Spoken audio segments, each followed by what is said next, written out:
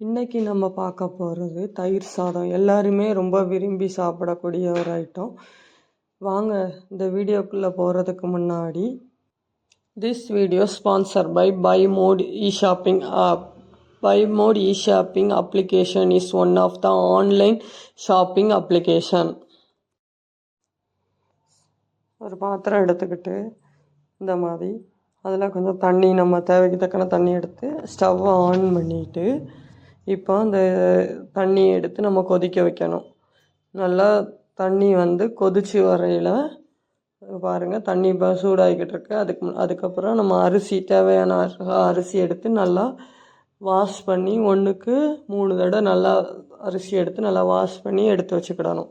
வச்சுட்டு இப்போது நம்ம சூடு பண்ணி வச்ச தண்ணி கொதிச்சுட்டான்னு பார்க்கணும். இந்த மாதிரி நல்லா பபிள்ஸோடு கொதிச்சு வரையில் நம்ம அலசி வச்சுருக்க அந்த அரிசியை அதோட அரிசியை போட்டு நல்லா கொதி வரணும். கொதி வந்தோடனே கொஞ்சம் சிம்மில் வச்சு வைக்கணும்.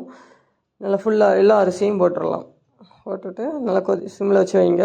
இந்த மாதிரி நல்லா பக்குவமாக வெந்து வந்தோடனே கொஞ்சம் நல்லா குழஞ்சாலும் பிரச்சனை இல்லை. அப்போ தான் தயிர் சாதத்துக்கு டேஸ்ட்டாக இருக்கும். அப்புறம் ஒரு மூடி வச்சு மூடி இந்த மாதிரி வடிகட்டிக்கிடணும்.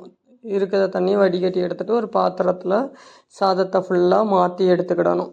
மாற்றி எடுத்து வச்சுக்கோங்க. அதுக்கப்புறம் அதுக்கு தாளித்து யூஸ் பண்ணால் நல்லாயிருக்கும். தேவையான பொருட்கள்: நல்லெண்ணெய், கடுகு தாளிக்கிறதுக்கு, உடைச்ச உளுந்து, அப்புறம் மிளகா வத்தல், இது கூட கொஞ்சம் நல்லா பொரிஞ்சுறையில் இது கூட கருவேப்பிலை. இப்போ வாங்க எப்படி தாளிக்கலாம். பாத்திரத்தில் தேவையான அளவுக்கு நல்லெண்ணெய் ஊற்றிட்டு அது கூட உளுந்து கொஞ்சம் பொரிஞ்சு வரையில் அது கூட நம்ம எடுத்து வச்சுருக்க கடுகு இது நல்லா பொரியணும்.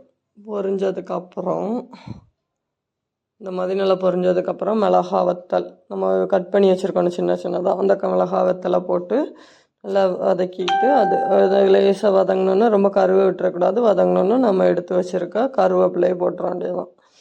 போட்டுட்டு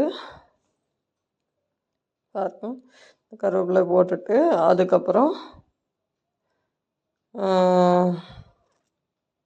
இப்படி வதங்கினோன்னே நம்ம ஒரு பாத்திரத்தில் ரைஸ் எடுத்து ஆற வச்சுருக்கோம்ல,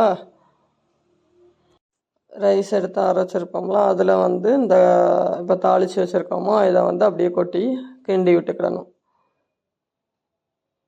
இந்த மாதிரி நல்லா கிண்டி விட்டு நல்லா ஆற வைக்கணும். ஆற வச்சு அதுக்கு தக்கன தயிர் ஊற்றி நல்லா கிளறி விட்டுட்டு, சின்ன பிள்ளைங்களுக்கு கொடுக்கணுன்னா கொஞ்சம் பால் சேர்த்துக்கலாம்.